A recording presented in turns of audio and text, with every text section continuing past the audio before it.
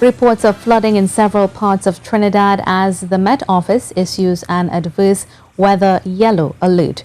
The Office of Disaster Preparedness and Management and the Ministry of Works and Transport has urged persons in affected areas to delay travel and to avoid walking or driving in floodwaters. There have been reports of flooding in the capital city of Port of Spain, and this has resulted in numerous traffic delays in and out of Port of Spain. In Belmont, part of the St. Francois Valley Road was made virtually impassable after hours of heavy rain. And there was flooding from Mova Junction to the Uriah Butler Highway. This includes in the vicinity of the Maritime Roundabout. In the Couva Tabakit Talparo Regional Corporation, there were reports of flooding in Gasparillo, Claxton Bay, Bonaventure and Macaulay. Ian, floods and more floods. We're all anxious to hear what's expected over the next few hours weather-wise. Indeed, Mahalia, Trinidad and Tobago remains at a yellow risk level.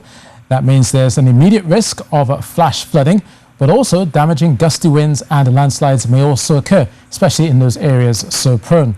Now, you should be aware that flash flooding can damage roadways and cut into the riverbanks. So if you are along the riverbanks, be careful of that. The adverse weather from the intertropical convergence zone and a passing low-level trough combined over Trinidad and Tobago.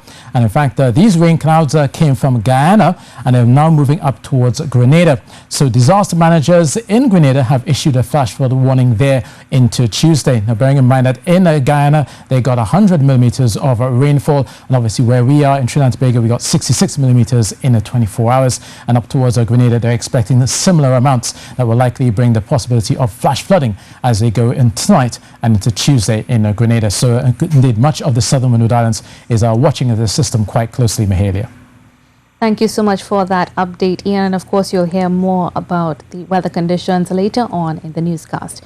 Minister of Works and Transport Rohan Sinanan says the PO division of his ministry will embark on a pilot project to address flooding in the capital city. Speaking at a media conference on Monday, Minister Sinanan said in the next week, the Ministry of Works will begin clearing all the underground cylinders, in addition to improving the drainage channels in and around Port of Spain. The Port of Spain is basically a basin.